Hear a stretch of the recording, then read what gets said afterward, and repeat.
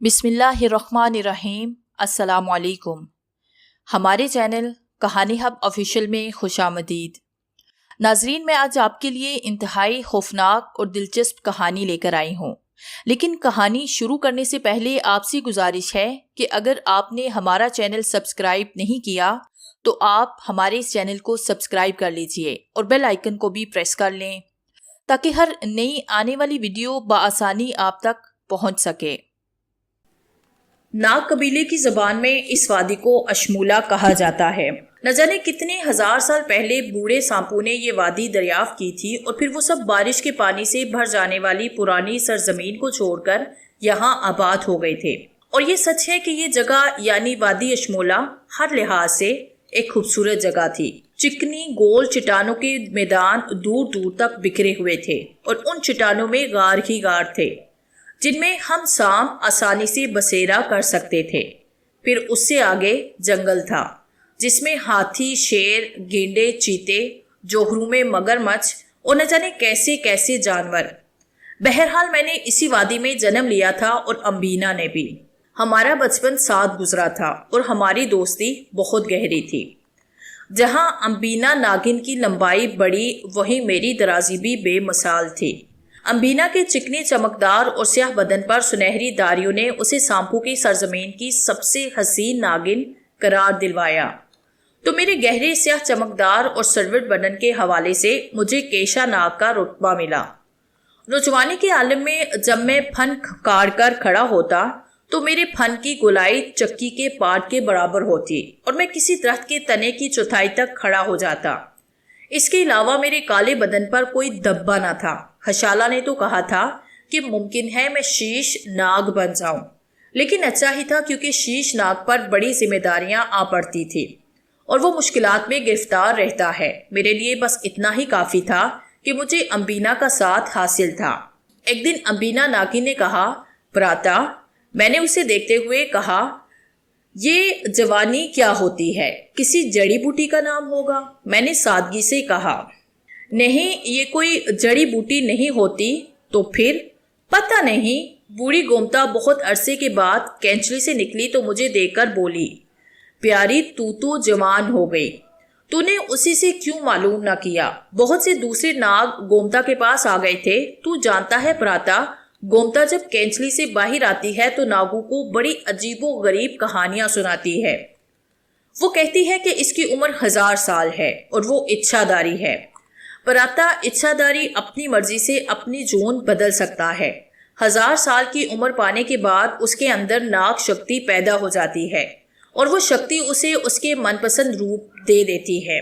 फिर शायद वो जादूगर भी हो जाती है और बहुत से ऐसे काम कर सकती है जो हम सांप नहीं कर सकते। दूसरे नाग उसकी ये बात मानते हैं और इससे तरह तरह की बातें पूछते हैं। हजारों साल की उम्र तो हशाला की भी है और हशाला को भी दूसरे नाग इच्छादारी कहते हैं। मगर ये तो सच है कि हशाला बड़ी अनोखी अनोखी बातें बताता है। वो कहता है कि संसार बादलों की तरह एक सिरे से दूसरे सिरे तक फैला हुआ है और जैसे बादलों की था नहीं होती उसी तरह संसार की था नहीं है। ऐसी बातें करते हैं ये कि हमारी समझ में नहीं आती। खैर, ये तो सच है कि जहाँ एक तरफ घूमता सबसे ज्यादा उम्र की है, वहीं खशाला की भी उससे कम उम्र का नहीं। और जब ये संसार की अनोखी बातें करते हैं तो सचमुच कुछ समझ में नहीं आता कि क्या कह रहे हैं। तेरी समझ में आता है? नहीं, सारे नाग और नागिनें यही कहते हैं कि हशाला और गोमता सबसे बड़ी उम्र के हैं। और जोनता है गोमता क्या कहती है? क्या कहती है गोमता? वो कहती है कि संसार में सबसे बड़ी उम्र इन खौफनाक गंदी चूंच वालों की होती है जिनके पर फैले और बड़े होते हैं और गर्दन परों से नीची होती है। गोमता उनका नाम गिद्ध बताती है। उसके बाद सबसे बड़ी उम्र यानी हमारे सांपू की होती है, फिर हाथी की होती है, इसी तरह और दूसरे जानवरों की भी होगी। मगर बात फिर वहीं आ जाती है, जवानी क्या होती है। एक काम करते हैं, मैंने अम्बीना से कहा। क्या? हशाला को मैंने रेत के टीलों के दूसरी पार जाते हुए देखा था। गोमता ने जो बात आधी बताई है हम हशाला से पूछते हैं, शायद वो हमें पूरी बात बता दे। हाँ, ये ठीक है, जितना गोमता जानती है उतनी ही बातें हशाला को भी मालूम है। आओ प्राता, हशाला की तलाश में निकलते हैं। ہم چٹانوں کی وادی سے دوسری طرف یعنی اس طرف جہاں جنگل نہیں تھا بلکہ بھوری ریت کے پہاڑ پھیلے ہوئے تھے اور ایسے کہ نگاہوں کی حد تک ختم نہ ہوں، اور جب سورج چمکے تو اتنے گرم کہ اگر ان پر سے گزر جاؤ تو سمجھو ساری کھال جل جائے، لیکن جو ہی سورج چھپے تو برف کی طرح ٹھنڈے اور ایسے کہ ان پر چلتے ہوئے نئی زندگی حاصل ہو۔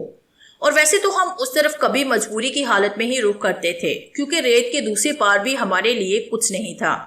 بس کبھی کبھی ایسے بھورے کیڑے مکوڑے نظر آ جاتے جن کی بے شمار ٹانگیں ہوتی ہیں اور جو کھانے میں لذت رکھتے ہیں، لیکن ایسا ہم اس وقت کرتے تھے جب آسمان پر چاند چمک رہا ہوتا تھا اور امبینا کو یہ ٹھنڈی رات چاند کی پیلی روشنی میں بڑی ہی اچھی لگتی تھی۔ وہ کہتی تھی کہ کاش چاند کا سنہرا رنگ میرے بدن کی زینت بن جائے اور میں چاند کی رنگت میں رنگ جاؤں تو کیسی لگوں۔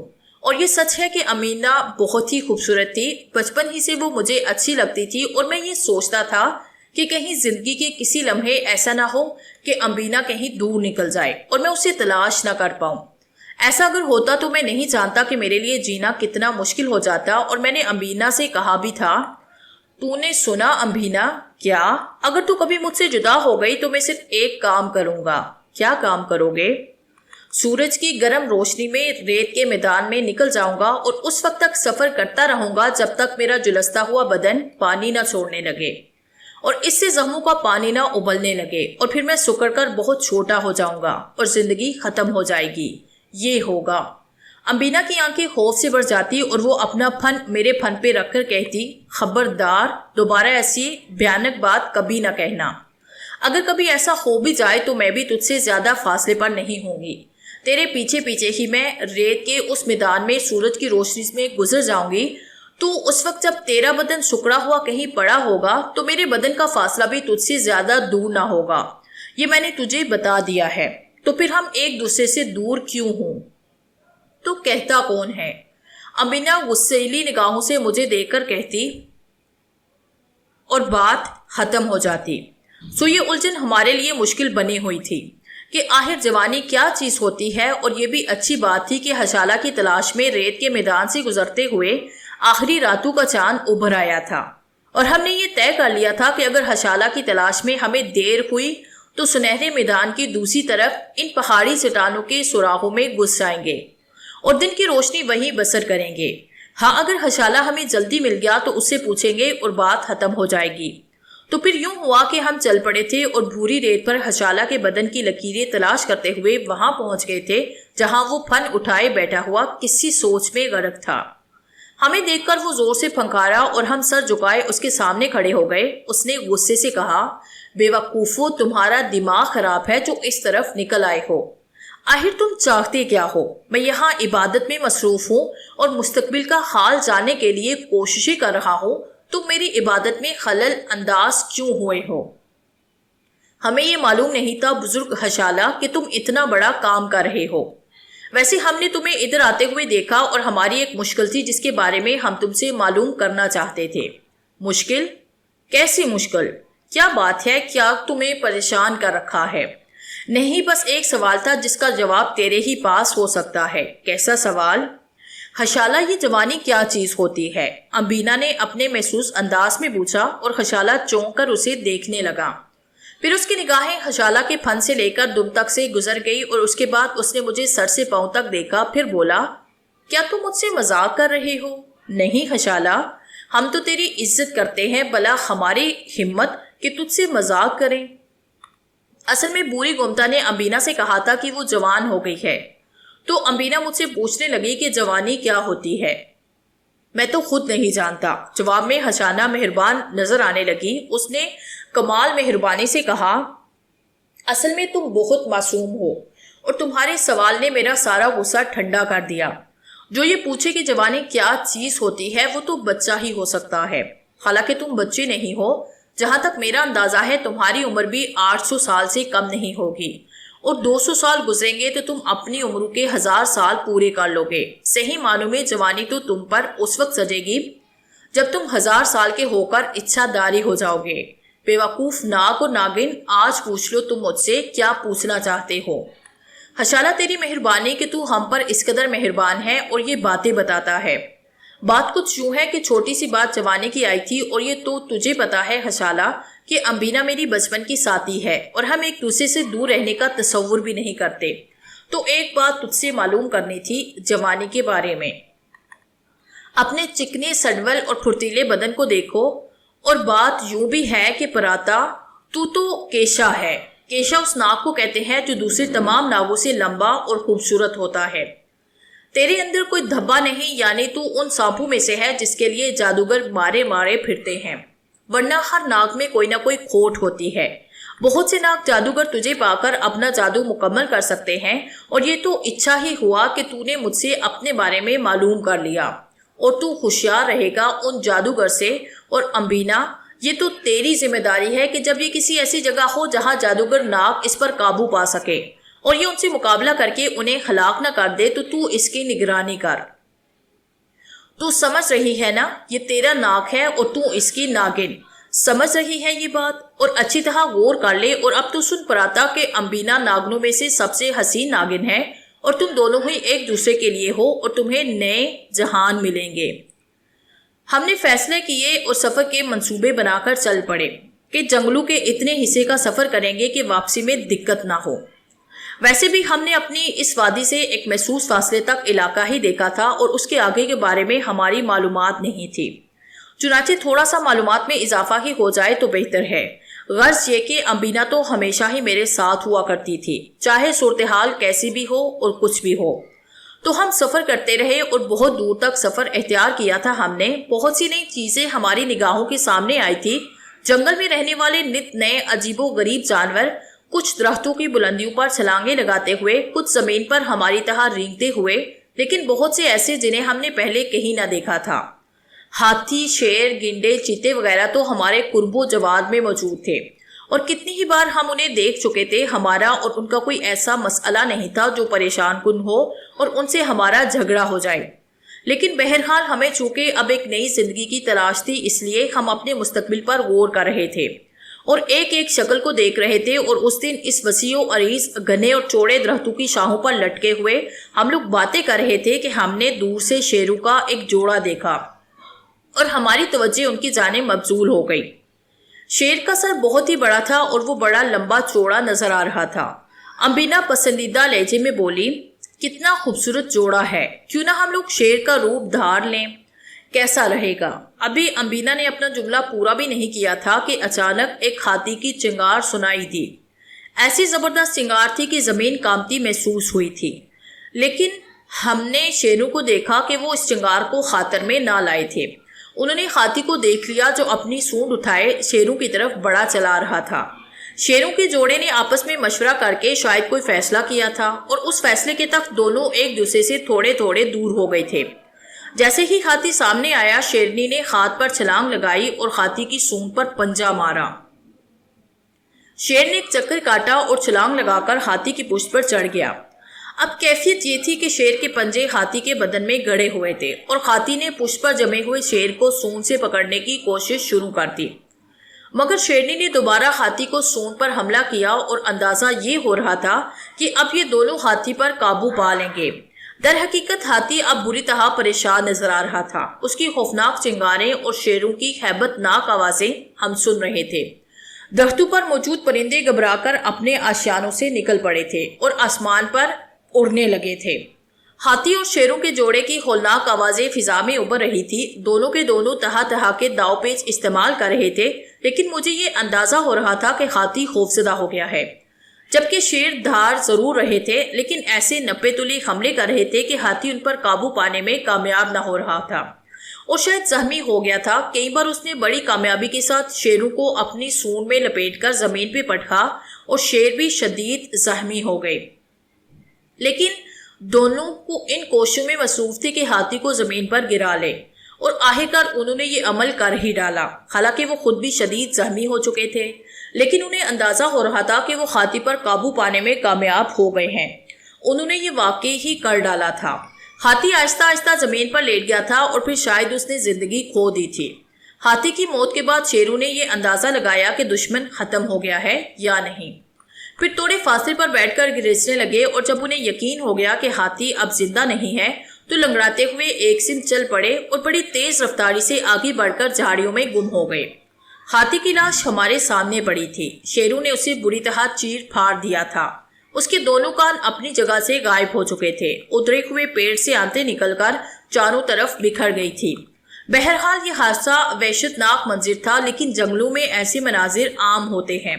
البتہ امبینا نے کہا، اگر تمہیں ان دونوں میں سے کسی کا جسم اختیار کرنے کا موقع مل جائے تو تم کون سا جسم اختیار کرو گے؟ ہاتھی جس انداز میں لڑ رہا تھا اس میں بے وقوفی کا عنصر نمایاں تھا۔ اگر وہ ابتدا ہی سے شیر اور شیرنی پر نگاہ رکھتا تو زیادہ بہتر ہوتا، کیونکہ وہ ان سے کہیں زیادہ طاقتور تھا۔ مطلب یہ کہ اگر مجھے میری پسند کی زندگی اختیار کرنے کا موقع ملا تو میں ہاتھی کا جسم اپنے لیے حاصل کروں گا، تاکہ میں ایک انتہائی طاقتور جاندار۔ میں تمہیں اس سے منع کروں گی، امبینا نے اس کی بات کاٹ کر کہا۔ کیوں؟ موٹا بڈھا اور بے ڈنگا جسم، موٹے موٹے ہاتھ پاؤں، سست رفتاری سے جنگل میں سفر کرنے والا، جبکہ میری دوسری جانب شیر اور شیرنی کو دیکھا کیسے کلانچی بڑھتے ہیں اور کس برق رفتاری سے دوڑتے ہیں۔ میں نے امبینا سے اتفاق نہیں کیا۔ میں نے کہا، مگر تم یہ نہیں دیکھتی امبینا کہ وہ طاقتور کتنا ہوتا ہے؟ بھلا کس میں مجال ہے کہ درختوں کو جڑوں سے اکھاڑ کر پھینک دے؟ بہرحال یہ تو ابھی بات کی بات ہے، دیکھیں گے، سوچیں گے، لیکن میں شیرنی بننا ہی پسند کروں گی۔ تم جس طرح سے مناسب سمجھو۔ میں نے کہا ہے نا، ابھی تو اس میں وقت ہے۔ اور وقت گزرتا رہا۔ ہم نے جنگل میں بہت سے جانور دیکھے، ہر ایک کی اپنی اپنی الگ الگ حیثیت تھی۔ پھر یوں ہوا کہ وقت بہت سا بیت گیا۔ ایک دن جب میں امبینا کے پاس پہنچا تو وہ بڑی پریشان بیٹھی تھی۔ میں نے اسے اس کی پریشانی کی وجہ پوچھی تو وہ کہنے لگی، یہاں میرے پھن کے نچلے حصے میں گردن کے پاس ایک عجیب سی تکلیف کا احساس ہوتا ہے، اور دیکھو یہ حصہ کس طرح پھول سا گیا ہے۔ ارے ہاں واقعی، مگر تعجب کی بات یہ ہے کہ یہ تکلیف تو ہم دونوں کو ایک ساتھ محسوس ہوئی۔ کیا مطلب؟ شاید میں بھی تمہیں یہی بتانے آیا تھا کہ میری گردن کے پاس بھی ایسی ہی تکلیف ہے۔ واقعی تمہاری کیفیت تو میرے جیسی ہی ہو رہی ہے۔ یہ کوئی ایسی بیماری تو نہیں جو کسی خاص جانور کے کھا لینے سے بیدار ہوئی ہو؟ پتہ نہیں، ہم نے جنگل میں ایسے کیڑے مکوڑے بھی نہیں کھائے جو ہمیں یہ نقصان پہنچا سکے۔ میرا تو خیال ہے کہ ہم جلدی سے گومتا کے پاس چلے۔ گومتا ہر مشکل کا حل ہوتی ہے، اور ہشالہ بھی، لیکن ہشالہ کے پاس پہنچنے کے لیے ہمیں ریت کے ٹیلوں کو عبور کرنا ہوگا، اور ابھی دن کی روشنی میں یہ ممکن نہیں، جبکہ گومتا ہمارے پاس ہی موجود ہے۔ تو آؤ چلیں۔ اور ہم گومتا کے پاس پہنچ گئے۔ بوڑھی گومتا کنڈلی مارے بیٹھی ہوئی اونگ رہی تھی۔ عمر اس پر بہت زیادہ اثر انداز تھی، اور ویسے بھی وہ ہزاروں سال کی عمر رکھتی تھی، لیکن ہماری آہٹ پر اس نے آنکھیں کھولی اور ہمیں دیکھنے لگی۔ تب امبینا نے مجھ سے پہلے اسے اپنی تکلیف بتائی، اور گومتا تیز نگاہ سے اس کا جائزہ لینے لگی۔ پھر میں نے کہا، گومتا میری کیفیت بھی اس سے مختلف نہیں، اور تم جیسے بیوقوف میں نے دوسرے نہیں دیکھے، وہ بولی۔ اس کی آواز میں شوخی تھی، جیسے ہمارے یہ تکلیف نہ ہو بلکہ کوئی مذاق ہو جس پر ہنسا جائے۔ تو میں نے کہا، لیکن گومتا مجھے تو شدید تکلیف ہے، اس میں بھلا بے وقوفی کی کیا بات ہے؟ تم دونوں اب بالغ ہو چکے ہو۔ بالغ؟ ہاں بالکل، ہم سمجھے نہیں۔ بڑے ہو گئے ہو تم دونوں، تمہاری زندگی کے 1000 سال پورے ہو گئے ہیں۔ تم نے تو کبھی شاید دنوں کا حساب بھی نہ رکھا ہوگا، چاند سورج چاند کبھی غور بھی نہ کیا ہوگا تم نے، لیکن ہم بزرگ لوگ بہر طور ان تمام حقیقتوں سے آشنا ہوتے ہیں۔ مگر یہ 1000 سال اگر پورے ہو بھی گئے تو ہم اس تکلیف کا شکار کیسے ہیں؟ یہ تکلیف نہیں، تمہاری گردنوں میں مکمل ہو جانے والے منکے ہیں۔ منکے؟ ہاں، گومتا رات کی تنہائی میں سب کے سامنے نہیں، بالکل تنہائی کی بات کر رہی تھی۔ اپنے حلق سے ایک منکا اگلنے کی کوشش کرنا اور پھر تماشا دیکھنا، اور تم بھی الگ سے۔ اور میری بات کو غور سے سنو، ایک دوسرے کے سامنے ایسا کرنے کی کوشش نہ کرنا، کم از کم پہلی بار تو ایسا نہیں کرنا، کیونکہ اپنا جادو اپنے ساتھ ہوتا ہے۔ ہم دونوں حیرانی سے ایک دوسرے کی صورت دیکھنے لگے تھے۔ بہرحال گومتا دانا تھی اور اس کی بات کبھی غلط نہیں ہوتی تھی۔ میں امبینا کے بارے میں تو نہیں جانتا تھا، لیکن تنہائی میں ایسی جگہ جہاں بہت سی چٹانیں ایک دوسرے سے سر جوڑے کھڑی ہوئی تھی اور ان کے درمیان ایک صاف شفاف جگہ بنی ہوئی تھی، میں نے اپنے حلق سے وہ منکا اگلنے کی کوشش کی، اور جیسے ہی منکا میرے حلق سے باہر آیا، چٹانوں کے درمیان تیز روشنی پھیل گئی۔ ایک عجیب سا گول سا خوبصورت سا پتھر جس سے بڑی اپنائیت محسوس ہوتی تھی اور جس کی روشنی میں دور دور تک دیکھا جا سکتا تھا، اس میں تڑپنے والی بجلیاں مجھے میرے علم کا حساب بتا رہی تھی، یعنی یہ کہ زندگی میں مجھے کیا کیا فوقیت حاصل ہو گئی تھی، اور میں سب سمجھ رہا تھا، سب دیکھ رہا تھا۔ ترب مسرت سے میں نے جھوم کر منکے کو واپس اپنے سینے میں اتارا اور بدمست ہو کر امبینا کی تلاش میں چل پڑا۔ واقعی بڑی حسین چیز تھی یہ، اور مستقبل کا تصور بے حد خوشگوار، یعنی اب وہ تمام آرزوئیں پوری کرنے کا وقت آ گیا تھا جو دل میں تڑپتی تھی، اور امبینا کی بھی تو یہی خواہش تھی۔ ہاں، بس میں یہ ذرا دیکھنا چاہتا تھا کہ امبینا اپنا کام مکمل کر چکی ہے یا نہیں۔ پھر ہم دونوں کا آمنا سامنا ہو گیا۔ وہ بھی شاید مجھے یہی اطلاع دینے کے لیے پہنچی تھی، اور جیسے ہی وہ میرے قریب پہنچی اس نے اپنے بدن کے بھل میرے بدن میں ڈالے۔ ہم دونوں محبت سے ایک دوسرے سے لپٹ گئے اور ہمارے بدن ایک دوسرے سے الجھ کر یکجا ہو گئے تھے۔ یہ مسرت کا اظہار تھا۔ امبینا نے میرے کان میں سرگوشی کی۔ وہ منکا تو بہت ہی خوبصورت تھا، اس کی روشنی تو بڑی دور دور تک پھیل جاتی ہے، اور اس میں زندگی کے رنگ تڑپتے ہوئے محسوس ہوتے ہیں، اور ہمیں اپنا مقصد بھی نظر آتا ہے۔ ہاں امبینا، ایسا ہی ہے، اور میں تمہیں یہی بتانے کے لیے تمہاری جانب دوڑا تھا، لیکن گوپتا نے کہا تھا کہ یہ تو پہلی بار کی بات ہے، بعد میں تو ہم ایک دوسرے کے سامنے اپنا منگا اگل سکتے ہیں۔ ہمارے وجود میں جو قوت بیدار ہو گئی ہے وہ ہمیں احساس دلاتی ہے کہ ان منکوں کا تحفظ بھی ضروری ہے، کیونکہ اس قیمتی چیزوں پر دشمنوں کی نگاہ ہو سکتی ہے۔ مگر ہمارے دشمن کون ہو سکتے ہیں؟ ابھی تو کوئی بھی نہیں، لیکن ہم یہ سمجھتے ہیں کہ اگر ہم اپنے منکے کو سامنے رکھ کر یہ سوچیں تو ہمیں اس کا جواب مل جائے گا۔ کیسی انوکھی اور پر اسرار قوت ہے! اس سے پہلے تو ہمیں ایسی قوت حاصل نہ ہوئی تھی۔ اب یہ سنسار ہمارے سامنے ہے، آؤ ذرا دیکھیں تو صحیح امبینا کہ اس کے آگے کیا ہے۔ کیا مطلب؟ چلو کہ نہیں یہاں سے؟ ابھی؟ ہاں، مجھ سے صبر نہیں ہو رہا، میں نے کہا تو امبینا نے میری بات کی تائید کر دی، اور ہم دونوں تیز رفتاری سے چکنے راستوں کو عبور کرتے ہوئے جنگل کی جانب بڑھنے لگے۔ سفر میں جب ہم جنگل میں بہت دور نکل آئے، اتنی دور جہاں ہماری قوتیں ہمارا ساتھ دے رہی تھی اور جہاں اس سے پہلے ہم نہیں آئے تھے، تو ہم نے پر اسرار دلدلوں سے دھواں اٹھتے دیکھا، لیکن ساتھ ہی انہیں عبور کرنے کے بعد ایسے خوبصورت علاقے بھی جہاں پانی کے آبشار گر رہے تھے اور زمین پر پھیلی ہوئی نرم گھاس اس طرح ہموار تھی کہ یقین نہ آئے، اور اس نرم گھاس میں ہم بڑی خوشی سے کھیل رہے تھے، اور ایسے کھیلتے کھیلتے بہت دور جا نکلے، یہاں تک کہ سورج کی روشنی نمودار ہوئی۔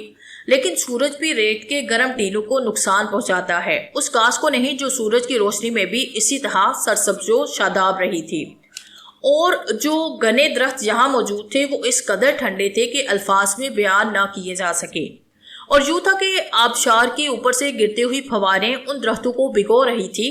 ہم درختوں کی شاخوں پر لٹک گئے، اور یہ ہمارا محبوب مشغلہ تھا۔ یہیں بیٹھ کر اب ہمیں آگے کے لیے مستقبل کے فیصلے کرنے تھے۔ امبینا مسرور لہجے میں بولی، کتنا اچھا لگتا ہے سنسار کے بارے میں معلومات حاصل کرنا۔ تم دیکھو یہ جگہ کتنی خوبصورت ہے، اور نہ جانے کون کون سی ایسی جگہ ہوں گی جنہیں خوبصورت کہا جا سکے۔ بہرحال یہیں پر رہ کر ہم دیکھیں گے کہ ہماری زندگی کیسے گزرتی ہے۔ نہیں امبینا، ہم یہاں سے آگے بڑھیں گے۔ اچھا، اب یہ تو بتاؤ کہ ہم کون سی جون حاصل کریں؟ میں تو فیصلہ کر چکا ہوں۔ کیسا فیصلہ؟ یہی کہ میں ہاتھی بنوں گا، جبکہ میں نے تم سے کہا ہے کہ مجھے وہ بدا اور بے ڈول جانور بالکل پسند نہیں، لیکن مجھے پسند ہے کیونکہ وہ بہت زیادہ طاقتور ہوتا ہے۔ میں نے اسے دیکھا ہے امبینا، تم ذرا غور کرو، میرے لمبے لمبے سینگ ہوں گے، وہ جو منہ سے باہر نکلے ہوئے ہوتے ہیں اور جو بہت خوبصورت ہوتے ہیں، اور پھر اتنا طاقتور اور توانا بدن۔ ٹھہرو، میں تمہیں دکھاؤں گا کہ میں کیا کیا کر سکتا ہوں۔ امبینا ہنسنے لگی، پھر بولی، بدے اور بے تکے لگو گے، مگر میری طاقت کے سامنے اور کوئی چیز نہیں ٹھہر سکتی۔ مگر شیروں کے جوڑے نے تو ہاتھی کو ختم کر دیا تھا۔ وہ ہاتھی بیوقوف تھا، میں اتنا بیوقوف نہیں ہوں۔ تم ایسا کرو، ابھی میری تقلید مت کرو، میں جو کچھ بن جاؤں تم بس ذرا میرے کارنامے دیکھنا، کیا سمجھی؟ ٹھیک ہے، امبینا نے کہا، پھر بولی، مگر اس کا طریقہ کار کیا ہوگا؟ ارے ہاں، اس کا طریقہ کار کیا ہوگا؟ میں نے حیرت سے سوچا۔ حشالہ سے ہم نے اس کے بارے میں نہیں پوچھا، لیکن پھر ایک ترکیب میرے ذہن میں آئی۔ میں نے درخت سے اترنے کے بعد اپنا منکا اگلا اور اس پر نگاہیں جما کر یہ سوچنے لگا کہ جون بدلنے کے لیے مجھے کیا کرنا ہوگا، اور مجھے فوراً جواب مل گیا۔ مجھے صرف یہ سوچنا ہوگا کہ مجھے کیا بننا ہے، اور جو میں سوچوں گا وہ ممکن ہو جائے گا۔ बस इतना सा अमल होगा। मैंने अमीना को इस बारे में बताया और वो हैरत और मुसरत के साथ मुझे देखने लगी और फिर बोली, तो फिर तुम अपना ये काम करके दिखाओ। हाँ, और तुम? नहीं, अभी नहीं, मैं सिर्फ तुम्हारा तज्जिया करूंगी। बस तो ठीक है, तुम देखना मैं अपनी कुव्वत से क्या क्या कारनामे सर अंजाम देता हूँ, मैंने कहा। और उसके बाद हम दोनों तैयार हो गए। अमीना मुझसे कुछ फासले पर कुंडली मारकर बैठ गई। उसका चौड़ापन फैलता हुआ था और वो पुरशौक निगाहों से मुझे देख रही थी। तब मैंने अपने जहन में एक बदमस्त और ताकतवर हाथी के बारे में सोचा, जिसका कद दरख्त के बराबर ऊंचा हो और उसके सफेद दांत कई फुट मुंह से बाहर निकले हुए हों। और अचानक ही मेरे बदन में ऐसी खोलन होने लगी जैसे दलदलों में गर्मी उबलती है और बुलबुले पैदा होते हैं। मेरे पूरे जिस्म की यही कैफियत हो गई थी, लेकिन उसमें कोई तकलीफ नहीं थी।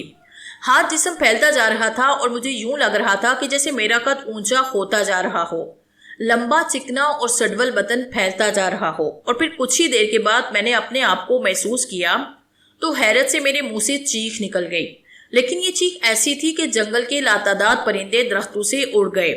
अमीना सहन कर पीछे हट गई। मैंने मुस्कुराती निगाहों से अमीना को देखा। वो बहुत नीची और बहुत सी मुख्तसर नजर आ रही थी मेरी जिसामत के सामने। मैं खुशी से बदमस्त हो गया। मैं अब एक होनहार और ताकतवर हाथी की शक्ल हासिल कर चुका था। अमीना, तुमने देखा कि मैं क्या बन गया हूँ? लेकिन अमीना शायद मेरी आवाज भी ना समझ सकी। वो कई कदम और पीछे हट गई तो मैंने अमीना से कहा, अमीना तुम यूं करो, आओ और मेरी पुश्त पर सवार हो जाओ। मेरी सूंड पर होती हुई मेरी गर्दन पर आओ। मुझे तुम्हारा बोझ कतई महसूस नहीं होगा। लेकिन बदकिस्मती ये थी कि अमीना मेरी आवाज समझ नहीं पा रही थी। मैं अब हाथी की जुबान बोल रहा था और शायद उसे ये जबान नहीं आती थी। मैंने गुस्से से कहा, अमीना पागल हो गई हो क्या? ऐसा करो, तुम भी हाथी का रूप इख्तियार कर जाओ, वरना मुझे वापस अपनी सांप की जून में आना होगा, मैंने कहा और अपनी सूंड अमीना की तरफ बढ़ा दी। अमीना ने फंकार मारी और बुर्क रफ्तारी से दरख्त की जड़ में गायब हो गई। मैं परेशान निगाहों से उसे देखने लगा। अजीब बेवकूफ नागिन है, मालूम है इसे कि ये मैं हूं, मुझसे डर रही है। अब हाथी की जून इख्तियार की है मैंने, फौरन ही वापस अपनी जून में आना भी मुनासिब नहीं।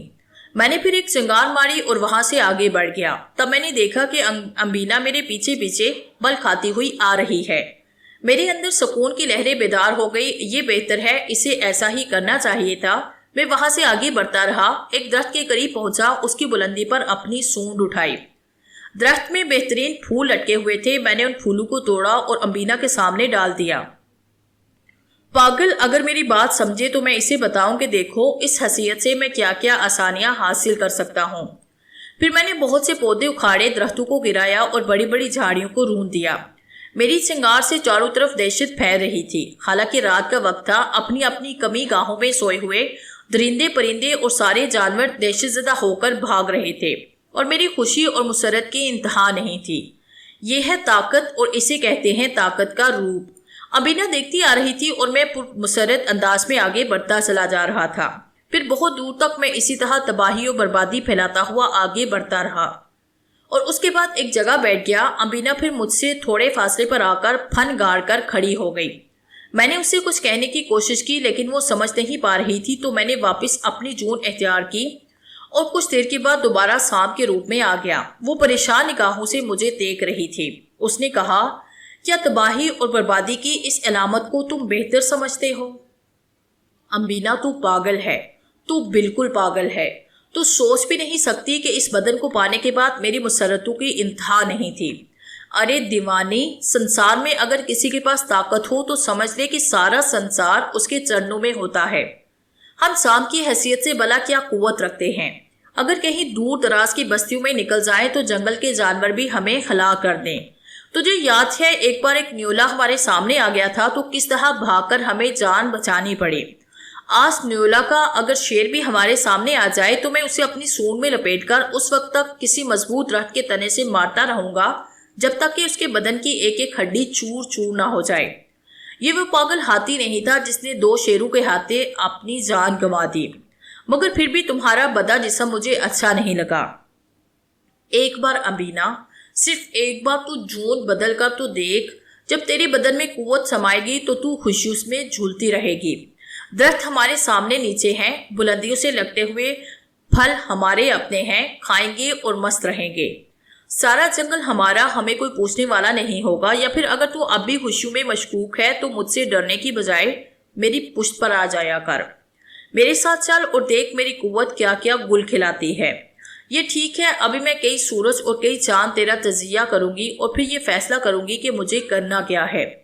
تو عقل سے خالی ہے امبینا، لیکن ٹھیک ہے، تیرے لیے میں اس بات سے انحراف نہیں کروں گا۔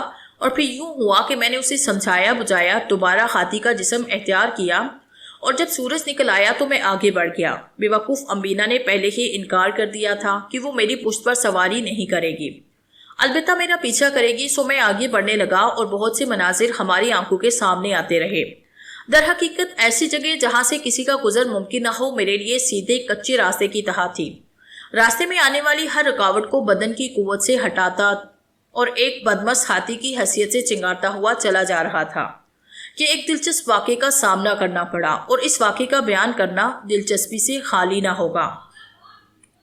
ابھی سورج چھپا نہیں تھا، شام جھکتی آ رہی تھی، البتہ فضاؤں میں بادلوں کے ٹکڑے جمع ہو گئے تھے جن کی وجہ سے موسم ہاسی مدھم ہو گیا تھا، اور جب میں مستی سے چنگارا تو مجھے میری چنگار کا جواب چنگار ہی سے ملا، اور میں چونک کر ادھر دیکھنے لگا۔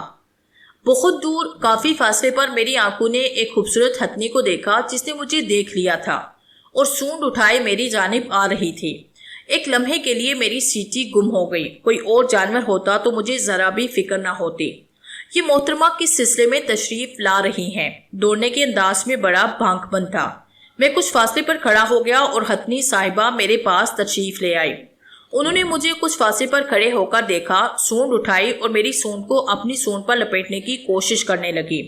میں کئی قدم پیچھے ہٹا۔ وہ چنگار کر بولی، کیسے ہو تم؟ شکل ہی بے وقوف نظر آتے ہو، مجھے دیکھو کتنی خوبصورت حسین ہوں، بھاگ جاؤ یہاں سے، کیوں اپنی زندگی کی دشمن بن رہی ہو؟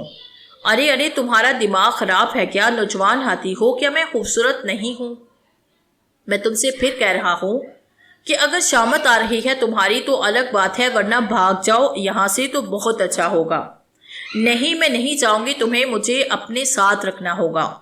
دیکھو میرا مشورہ بہت اچھا ہے تمہارے لیے، تم اس وقت جس خطرے سے دوچار ہو میں تمہیں اس کے بارے میں بتا بھی نہیں سکتا، البتہ اتنا ضرور کہہ سکتا ہوں کہ یہاں سے چلے جانا تمہارے حق میں مفید رہے گا۔ جو ہستی تمہیں نقصان پہنچائے گی تم اس کے بارے میں سوچ بھی نہیں سکتی۔ جواب میں ہتھنی میرے قریب پہنچ گئی اور ایک بار پھر اس نے اپنی سونڈ میری سونڈ میں لپیٹنے کی کوشش کی، لیکن میں جانتا تھا کہ امبینا اور کچھ سمجھے نہ سمجھے اتنا ضرور سمجھ سکتی ہے کہ وہ ہاتھی کی مادہ ہے، اور کسی مادہ کو برداشت کرنا امبینا کے لیے مشکل ہو جائے گا۔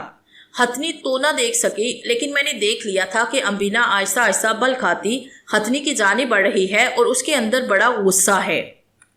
ماری گئی بیچاری ہتھنی۔ بہرحال میں نے سمجھایا تھا کہ باز آ جا ان فیل مستیوں سے، لیکن نہیں مانی۔ بھلا میں کیا کر سکتا ہوں اس کے لیے؟ امبینا نے اس کے داہنے پاؤں میں کاٹا تھا اور ہتھنی زور سے چنگاری تھی۔ اس نے پلٹ کر امبینا کی طرف دیکھا، لیکن امبینا برق رفتاری سے بل کھاتی ہوئی دور نکل گئی۔ ایک ہاتھی کے لیے سانپ پکڑنا کتنا مشکل کام ہوتا ہے، اس کا منظر میں نے اپنی آنکھوں سے دیکھا۔ ہتھنی نے امبینا کا تعاقب کیا، لیکن امبینا کسی ایسا جگہ روپوش ہو گئی جہاں سے ہتھنی اسے نہیں دیکھ سکتی تھی۔ وہ گھاس میں سونڈ ڈال ڈال کر امبینا کو تلاش کرنے لگی، لیکن امبینا کم از کم اس معاملے میں جس کا چالاک تھی میں جانتا تھا۔ میں تمسر بڑی نگاہوں سے ہتھنی کو دیکھ رہا تھا۔ بہرحال میں جانتا تھا کہ امبینا کس قدر زہریلی ہے۔ بلاخر اس ہتھنی کی زندگی کا اختتام ہو جائے گا۔ وہ ابھی بھی جگہ جگہ امبینا کو تلاش کر رہی تھی اور میں اس کی چال میں لڑکھڑاہٹ محسوس کر رہا تھا۔ پھر وہ کچھ قدم آگے بڑھی اور چکرانے لگی۔ اب وہ شاید مجھ تک پہنچنے کی کوشش میں بھی ناکام رہے۔ میں نے دل ہی دل میں سوچا میرا اندازہ غلط نہیں تھا۔ اچانک اس کے دونوں گھٹنے زمین پہ آ ٹکے، پھر اس نے اپنا سر بھی زمین پہ ٹکایا اور اس کے بعد وہیں لیٹ گئی۔ میں سمجھ گیا تھا کہ امبینا کا زہر کام کر چکا ہے۔ وہ آہستہ آہستہ مر رہی تھی اور کچھ دیر کے بعد وہ ساکت ہو گئی۔ اس کا بدن پانی بن کر بہنے لگا۔ میں نے گہری سانس لی۔ اتنا بھی جانتا تھا کہ امبینا مجھ سے بے پناہ محبت کرتی ہے، اور بھلا یہ کیسے برداشت کر سکتی ہے کہ کوئی میری جانب نگاہ التفات سے دیکھے؟ لیکن آخر تھی نہ مادہ، عقل سے حالی، پھنکارتی ہوئی میرے سامنے آئی اور میں غصیدی نگاہوں سے اسے دیکھنے لگا۔ ناراض کیوں ہوتے ہو؟ تم نے اس کی حرکت نہیں دیکھی؟ وہ تمہاری جانب محبت سے بڑھ رہی تھی۔ کیا میں یہ بات برداشت کر سکتی ہوں؟ بے وقوف ہے تو، بالکل جاہل اور ناکارہ۔ تجھے اتنی عقل نہیں کہ میں وہ نہیں تھا جسے سمجھ کر وہ آگے بڑھ رہی تھی؟ کیا اس کی موت اتنی ضروری تھی؟ تو تم اس کے لیے اس قدر افسردہ کیوں ہو؟ اس لیے کہ تو نے آخرکار ایک زندگی کا خاتمہ کر دیا۔ میں ہر اس زندگی کا خاتمہ کروں گی جس نے تمہاری طرف ایسی نگاہوں سے دیکھا۔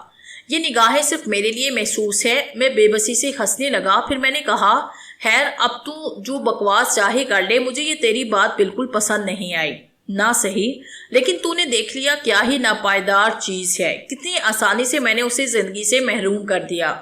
اس کا مطلب ہے کہ ایک ناگن کے سامنے ہاتھی کوئی حیثیت نہیں رکھتا۔ کیا؟ میں نے غصیلے انداز سے کہا، تو مجھے ہاتھی سمجھ رہی ہے کیا؟ چل آ تو صحیح، ذرا مجھے کاٹ کر دکھا، امبینا پیار بڑے انداز میں بولی۔ تجھے تو میں اس وقت بھی نہ کاٹوں جب مجھ پر زندگی تنگ ہو گئی ہو، مگر مجھے یہ سب کچھ پسند نہیں آیا۔ تو ٹھیک ہے، تو اپنی پسند کی جون بدل لے، مجھے کوئی اعتراض نہیں ہوگا، میں نے غصیلے انداز میں جواب دیا، اور امبینا خاموش ہو گئی۔ وقت تیزی سے آگے بڑھنے لگا۔ ہم دونوں جنگلوں کے سلسلے کو عبور کرتے ہوئے چلے جا رہے تھے۔ امبینا نے ابھی تک اپنے آپ کو کسی اور روپ میں تبدیل نہیں کیا تھا۔ وہ ناگن ہی بنی ہوئی تھی اور برق رفتاری سے دوڑ رہی تھی۔ ہاں، اس وقت اسے دقت پیش آتی جب جنگل میں لمبی لمبی جھاڑیاں اور کانٹے نظر آتے۔ میں مست ہاتھی بنا ہوا ان جھاڑیوں، کانٹوں اور چھوٹے درختوں کو روندتا آگے بڑھ رہا تھا۔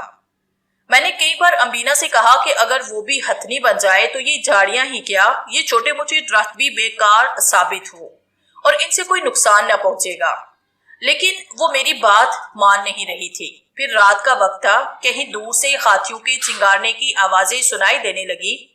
غالباً ہاتھیوں کا کوئی گول تھا۔ میں نے سوچا کہ مجھے ان سے بچنا چاہیے، کہیں ان کی وجہ سے مجھے کوئی نقصان نہ پہنچ جائے۔ چنانچہ میں نے رخ تبدیل کیا اور تیز رفتاری سے ایک جانب بڑھنے لگا۔ پھر اچانک کچھ ہو گیا۔ ہاں، بالکل ہی اچانک میں مجھے یوں محسوس ہونے لگا جیسے میرے قدموں تلے سے زمین نکل گئی ہو اور میں آسمان سے زمین میں گرتا جا رہا ہوں۔ پھر میرے کانوں نے ایک خوفناک دھماکہ سنا۔ یہ میرے بھاری بھرکم بدن کے گڑھے میں گرنے کا دھماکہ تھا۔ چوٹ کا احساس تو خیر زیادہ شدید نہیں تھا، لیکن گرنے کے بعد اٹھنے کی کوشش میں کافی جدوجہد کرنا پڑی تھی۔ گڑھا بہت گہرا تھا اور میری پہنچ سے باہر۔ میں نے اس سے نکلنے کے لیے جدوجہد شروع کر دی۔ میرے حلق سے چنگاریں بلند ہو رہی تھی اور میں بری طرح سے پریشان تھا۔ کچھ سمجھ میں نہیں آتا تھا کہ یہ سب کیا ہوا ہے۔ یہ گڑھا بے شک زمین میں تھا، لیکن اس کا اوپری حصہ پتوں سے ڈھکا ہوا تھا اور یوں لگتا تھا جیسے اسے پتوں میں خاص طور ڈھک کر چھپا دیا گیا ہو۔ لیکن ایسا کس نے کیا اور کیوں کیا، بات سمجھ میں نہیں آتی تھی۔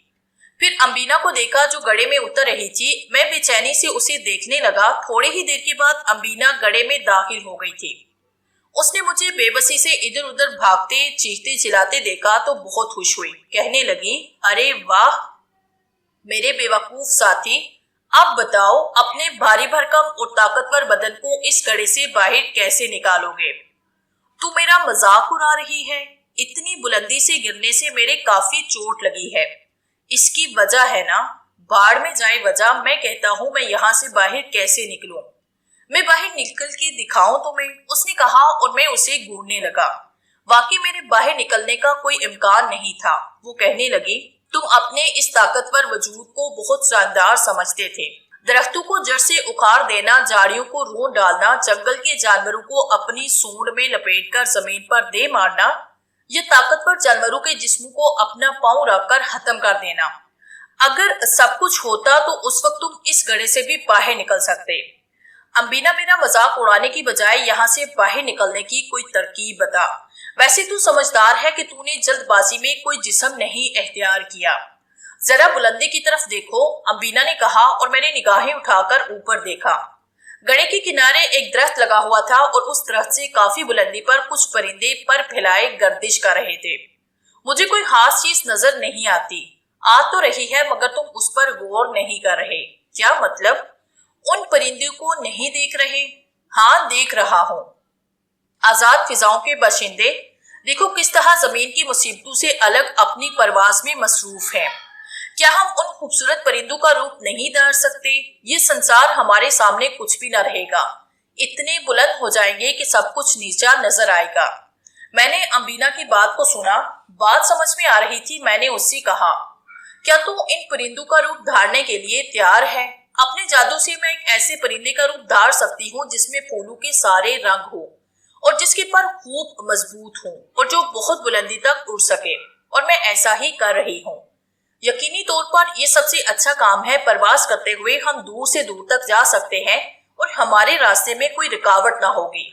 तो मैंने अम्बीना से कहा, ठीक है, इस तरह मुझे इस गड्ढे से निकलने में भी आसानी होगी। सो मैंने अपना अमल आजमाया और अपना सांस रोककर अपने वजूद को समेटने लगा। जोन बदलने का जादू अमल में आया और अमीना भी शायद यही कर रही थी। उसका पतला, लंबा, चमकदार, सुनहरी दाढ़ियों वाला बदन सिमटता जा रहा था और कुछ ही देर के बाद उसने जिस परिंदे का रूप धारा वैसा वाकई दुनिया में तो कोई नहीं होगा। खूब बड़ा, मजबूत और चौड़े परों वाला, खूबसूरत चोंच और बदन पर ऐसी रंगीन हसीन धारियां कि देखने वाले की निगाहों को भा जाए। और ऐसा ही करना मेरे लिए भी मुश्किल नहीं था। सो मैंने अम्बीना का साथ दिया और उसके बाद हम दोनों उस गड्ढे से फिजा में आ गए।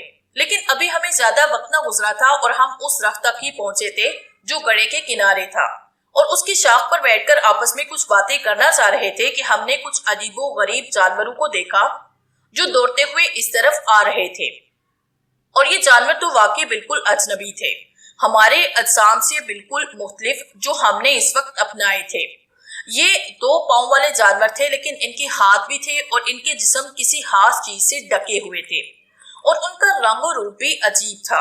अमीना ने आंखें बंद करके अपना अमल दोहराया और अपने जादू के जोर से उनके बारे में मालूमात हासिल की। फिर मेरे कान में सरगोशी करती हुई बोली, ये इंसान कहलाते हैं। इनके बारे में तो अजीबो गरीब इंकशाफात हुए हैं मुझ पर। जानते हो कि ये क्या चीज है? इंसान? ये कौन सा जानवर है? मेरा इल्म कहता है कि कायनात का सबसे खौफनाक जानवर एक ऐसा जानवर जो सबसे ज्यादा ताकतवर, सबसे ज्यादा वहशी है। खैर, ऐसा तो नहीं, मैं हाथी का रूप धारे हुए था तो उनमें से हर एक को मैं तोड़ मरोड़ के खत्म कर सकता था। लेकिन अब की बात मुख्तलिफ है। मेरा इल्म यही कहता है, और ये भी कहता है मेरा इल्म, कि तुमने सही वक्त पर अपनी जगह छोड़ दी। अगर तुम हाथी के जिस्म पर इस गड्ढे में पड़े होते तो यही तो हैं जिन्होंने तुम्हारे लिए ये गड्ढा खोदा था। ये तुम्हें यहाँ से पकड़कर ले जाते या हलाक कर देते। चलो, बेहतर ये है कि हम लोग यहाँ से परवाज करें और कहीं दूर निकल जाएं। वो लोग अम्बीना के कहने के मुताबिक सचमुच गड्ढे में हाथी को तलाश कर रहे थे। हम लोगों ने वहां से परवाज की और फिर बुलंदी पर ज्यादा से ज्यादा दूर तक चले गए और उसके बाद एक सिमत एख्तियार की, और वाकई उसका तो मजा ही कुछ और था। परिंदे फिजा में बेशक थे, लेकिन सब हमसे नीचे, और हम बुलंदियों के साथ साथ एक अजनबी और नई दुनिया की तरफ तेज रफ्तारी से बढ़ते चले जा रहे थे। बहुत लंबा सफर कर लिया था, लेकिन नीचे उतरने को दिल नहीं चाहता था। फिर दरख्तों और जंगलों का ये सिलसिला खत्म हो गया और हम बहुत दूर पहुंच गए। लेकिन इसके बाद हमने जो देखा वो बड़ा ही अजनबी था। बस अजीबो गरीब जगह बनी हुई थी। हमारे इल्म ने हमें बताया कि ये इंसानों की रिहाइश गाहें हैं। वो इन्हें मकानात कहते हैं। हमने उन्हें बड़ी हैरत और दिलचस्पी से देखा और हमारे दिल में ये तजस्सुस बेदार हो गया कि जरा सा नीचे उतरकर इन जानवरों को करीब से देखें जो इंसान कहलाते हैं। अमीना भी इसी बात की ख्वाहिशमंद थी, लेकिन जब हमने उन्हें देखा तो हमें एहसास हुआ कि ये तो वाकई बड़ी अनोखी दुनिया के अनोखे लोग हैं और सचमुच आम जानवरों की मानद नहीं है, बल्कि इनका तो अंदाज, इनका रंगढंग ही निराला है। अमीना कहने लगी, क्या ये एक दिलचस्प मशगला नहीं बनाता कि हम इनके बारे में मालूमात हासिल करें? मगर कैसे? बेहतर होगा कि किसी गोशी में बैठकर अपने इल्म को आवाज दें। हमें क्या नहीं मालूम हो जाएगा, ठीक है? और हम उसके बाद ऐसी मुनासिब जगह तलाश करने लगेंगे जहां हम उतर सके। जगह तो यहाँ भी बेशुमार थी, बिलशुबा सिर्फ घने जंगल नहीं थे, वरना कई जगह तो ऐसे हसीन दरख्त लगे हुए थे कि जंगलों में भी नजर न आए। सिर्फ घास के मैदान के बस यूं महसूस हो कि इन पर उतरो और इनके दरमियान खेलते फिरो। सो अमीना को भी एक घना और चौड़ा दरख्त पसंद आया और हमने वहीं पर उतरने के बाद इंसानों के बारे में जानना शुरू कर दिया।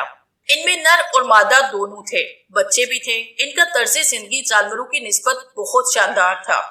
इनकी सोचने का अमल और सोचने का अंदाज, इसके बाद जिद्दते तराजियां, हम तो हैरत से आंखें खोल कर रह गए थे। भला जंगल के जानवरों या किसी भी तरह के जानवरों में ये अकल कहाँ से पाई जाती? ये मखलूक तो बिल्कुल ही मुख्तलिफ थी और बिलाशुबा ये इसी काबिल थी कि इस अंदाज में रहे। अमीना ने मुझसे कहा, बराता, کیا ان کے درمیان رہ کر ہم زندگی کے ایک نئے رنگ سے روشناس نہیں ہو سکتے؟ ہزاروں سال کے بعد ہمیں یہ قوت حاصل ہوئی ہے کہ ہم اپنی جون بدل سکے، تو اگر ہم انسانوں ہی جیسے بن کر ان کے درمیان آئے تو تمہیں کیسا لگے گا؟ مگر ایسا کیوں نہ کریں کہ پہلے انہیں اور اچھے طریقے سے سمجھنے کی کوشش کریں، پھر ان کے درمیان شامل ہو۔ کوئی حرج نہیں، ہم بھی ان جیسے بن کر انہی کی طرح سوچ سکتے ہیں۔ وہ دیکھو کیا خوبصورت شے ہے، کیا ہے یہ؟ امینہ نے ایک طرف اشارہ کیا اور میں نے زمین پر بکھری ہوئی اس خوبصورت چیز کو دیکھا۔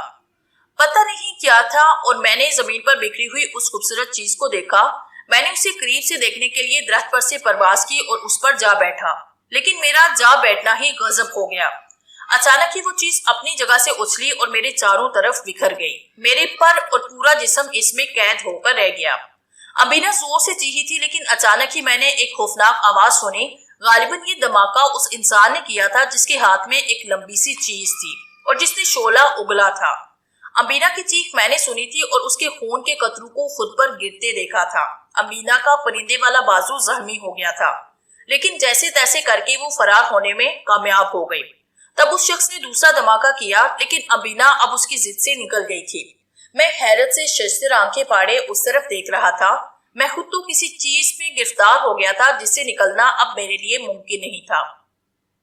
وہ لوگ میری جانب دوڑے جن میں سے ایک نے امینہ کو زخمی کر دیا تھا۔ میری امینہ زخمی ہو کر نہ جانے کہاں چلی گئی تھی۔ غرض یہ کہ وہ میرے پاس پہنچ گئے اور پھر انہوں نے مجھے پکڑا۔ ان کی آواز میری سمجھ میں آ رہی تھی۔ ان میں سے ایک کہہ رہا تھا، کیا نایاب پرندہ ہے، وہ غالباً اس کا جوڑا تھا، کاش وہ بھی ہمارے پاس آ جاتا۔ وہ بھی شدید زخمی ہو گیا۔ تم یوں کرو کہ افضل اور مراد کو اس کے پیچھے بھیج دو، خون کے قطرے اس کی پر سے ٹپک رہے ہیں، اگر کہیں گر پڑے تو اسے اٹھا کر لے آؤ۔ میں افضل اور مراد سے کہتا ہوں، دوسرے انسان نے کہا اور ایک جانب دوڑتا چلا گیا۔ میں خوفزدہ اور پریشان یہ سوچ رہا تھا کہ دیکھو اب یہ شخص میرے ساتھ کیا سلوک کرتا ہے۔ ایک لمحے کے اندر تو جون بدل کر یہاں سے نکلنے کی کوشش بھی نہیں کر سکتا۔ پرندہ بن کر جو تکلیف مجھے اٹھانا پڑی تھی بس میرا ہی دل جانتا تھا۔ مجھے اپنے سے زیادہ امینہ کی فکر تھی۔ جانے اس پر کیا بیت رہی ہو، وہ کیسی ہو اور کیا کر رہی ہو۔ ایک لمحے کے لیے میرے دل میں غم کے آثار ابھر آئے، لیکن دوسرے لمحے کچھ افراد وہاں آئے اور مجھے دیکھنے لگے۔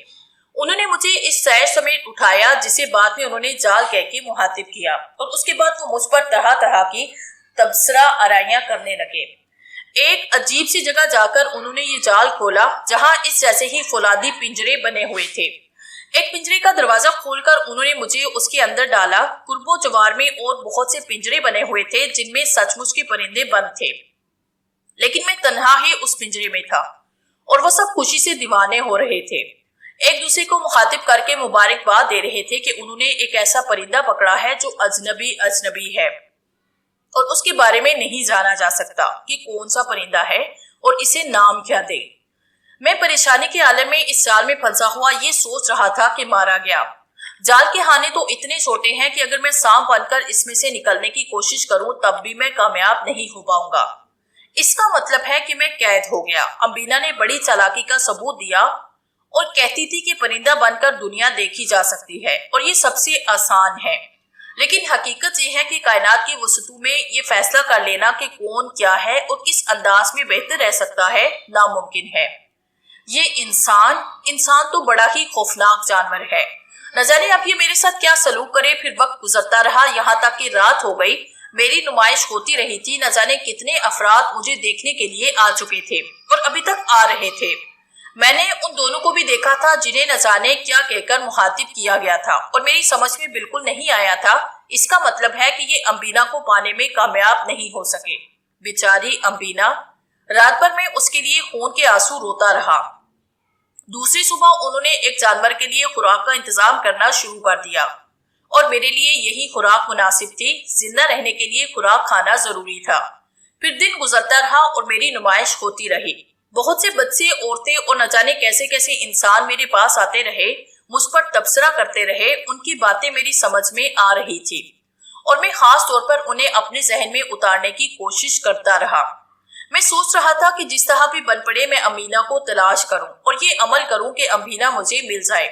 لیکن ایک بات اور بھی تھی کہ اگر میں ان سے اس بات کی فرمائش کرتا تو وہ یقینی طور پر امینہ کو پکڑ کر اس پنجرے میں ڈال دیتے۔ یہ مناسب نہیں تھا۔ سوال یہ پیدا ہوتا ہے کہ آخر امبینا گئی کہاں؟ پھر اس رات میں نے اپنے علم کے جادو کو جگایا، امبینا کو اس جادو کی روشنی میں تلاش کیا، لیکن اس میں مجھے کامیابی حاصل نہ ہوئی۔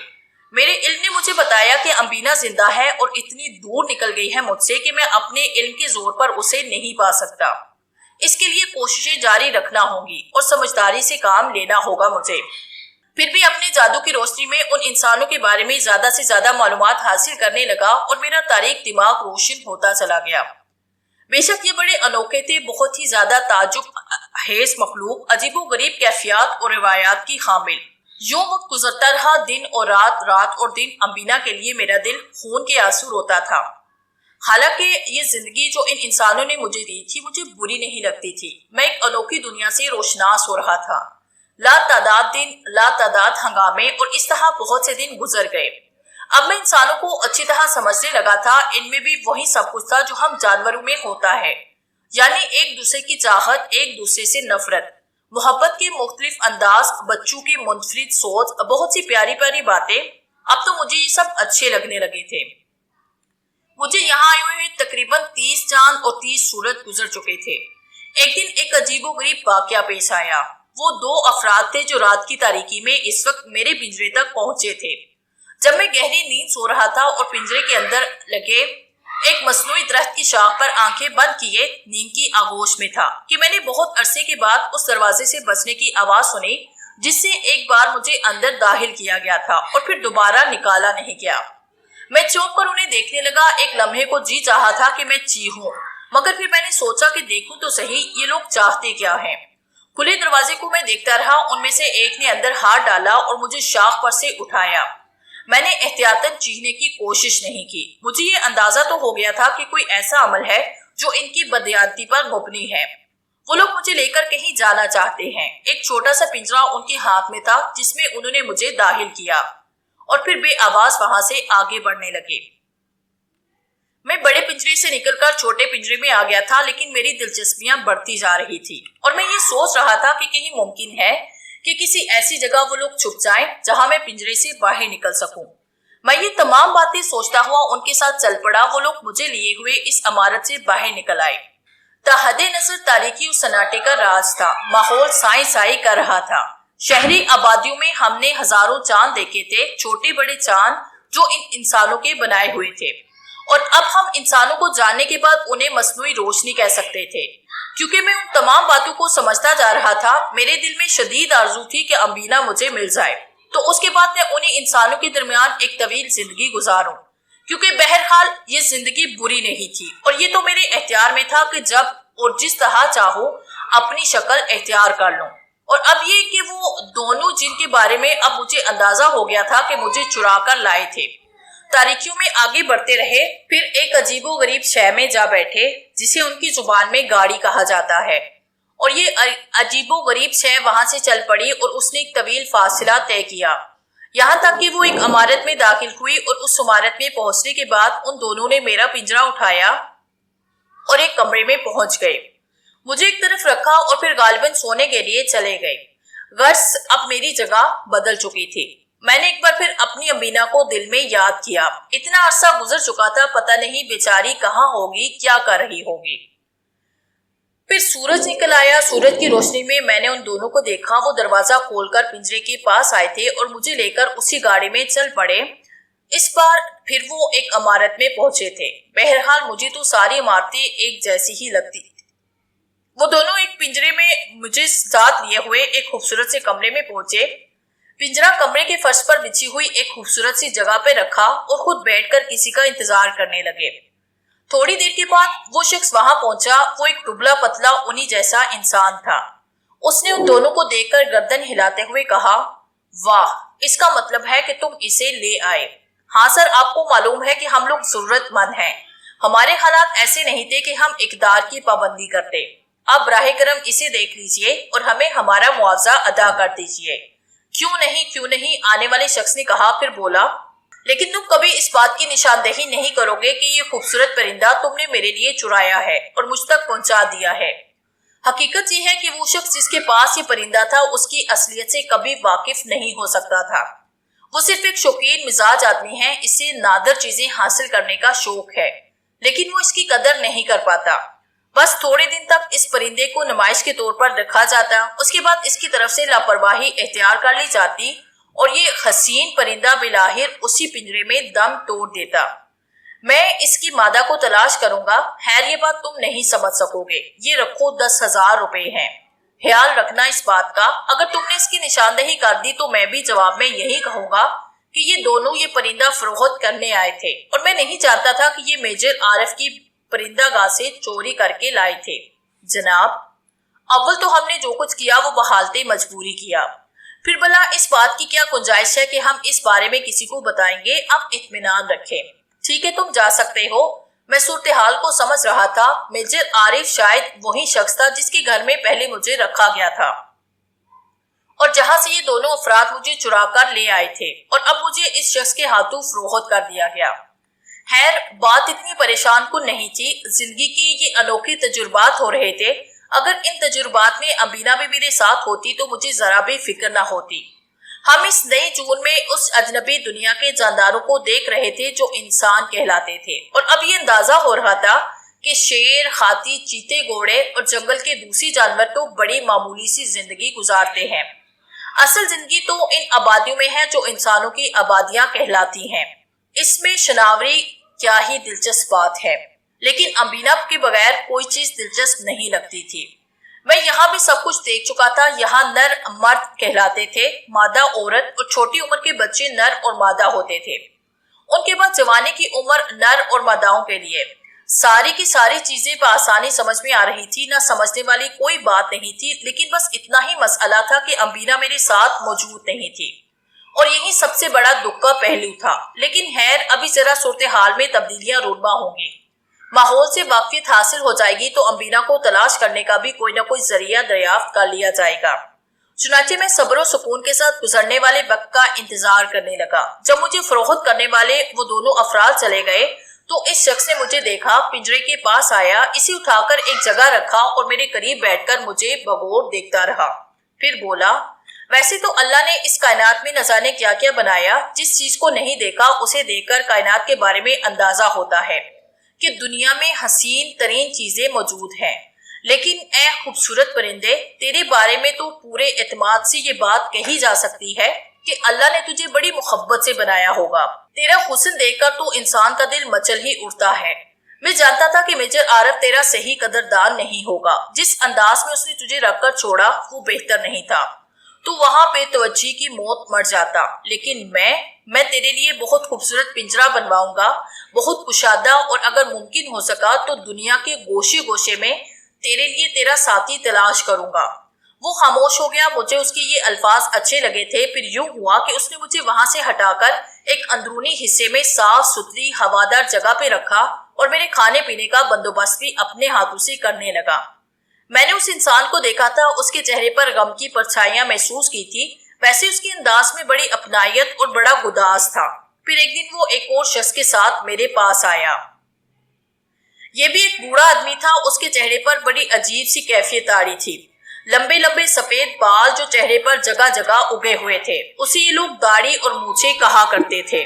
سر کے بال بھی بہت لمبے تھے، ڈیلا ڈالا لباس پہنے ہوئے تھا۔ قریب آیا اور مجھے غور سے دیکھتا رہا، اس کی آنکھوں کی کیفیت سے میں نے یہ اندازہ لگایا کہ بہت ہی شاطر آدمی ہے۔ مجھے دیکھتا رہا، اس کے بعد اس نے کہا، فرید احمد، یہ نایاب پرندہ دنیا کے بیش قیمت پرندوں میں سے ہو سکتا ہے، لیکن افسوس تنہا ہے۔ ویسے کیا تم اس بات کا اندازہ لگا سکتے ہو کہ یہ نر ہے یا مادہ؟ نہیں پروفیسر، میں آپ سے یہی پوچھنا چاہتا تھا کہ یہ نر ہے یا مادہ؟ نر ہے، 100% نر ہے، میں دعوے سے کہہ سکتا ہوں۔ پروفیسر ہارون، کیا اس سے پہلے آپ نے کبھی ایسا کوئی پرندہ دیکھا ہے؟ آپ یہ اندازہ لگا سکتے ہیں کہ اس کا جوڑا ہمیں کہاں سے ملے گا؟ جواب میں شیطانی چہرے والا پروفیسر مسکرایا، پھر بولا، بھول جاؤ اس بات کو کہ اس کا جوڑا تمہیں آسانی سے دستیاب ہو سکتا ہے۔ سب سے پہلے تو اس خطے کے بارے میں بھی اندازہ نہیں لگایا جا سکتا جہاں یہ پرندہ پایا جاتا ہوگا۔ آپ بھی اس بارے میں کوئی اندازہ نہیں لگا سکتے پروفیسر ہارون؟ ہاں، یہ حقیقت ہے کہ ایسا نیا پرندہ میں نے زندگی میں پہلی بار دیکھا ہے۔ فرید احمد، میں تم سے درخواست کرنا چاہتا ہوں کہ تم اسے میرے حوالے کر دو۔ اگر تم اس کی کوئی قیمت لینا چاہو تو میں تمہیں اس کی قیمت دینے کو تیار ہوں۔